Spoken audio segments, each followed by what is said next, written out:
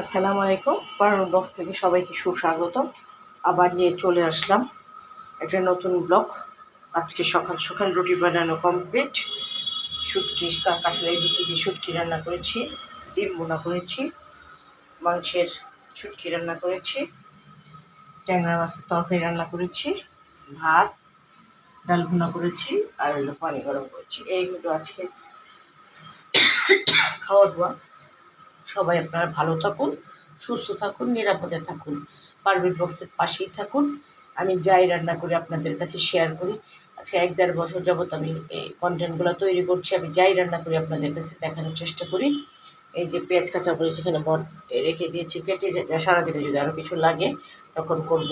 আমি সকাল সকালে এইগুলো আপনাদেরকে দেখে তারপর সারাদিন যা করি তার আর করা হয়নি, কারণ ঘরের কাজ করে ভিডিও করা অনেক কঠিনের কাজ, তাই সময় পাই না। সকালবেলা যতটুকু করি তাই দেখাই, সারাদিন আর দেখানো হয় না। আস্তে আস্তে দেখানোর চেষ্টা করবো, কিন্তু পারছি না। সবসময় বলছি কিন্তু আসলে পারছি না। অনেক কাজ, ঘরের সংসারে অনেক কাজ থাকে, শরীরও ভালো থাকে না, সাংসারিক বিভিন্ন ঝামেলা থাকে, বিভিন্ন কাজের জন্য পারি না। এই যে রুটি বানানো, এই যে কাঁঠালের বিচি দিয়ে শুটকি, ডিম ভুনা, মাংসের শুটকি, মাছের তরকারি, ডাল ভুনা, ভাত আর পানি, গরম পানি, ফোটানো পানি, এইগুলো আজকের খাওয়া দাওয়া।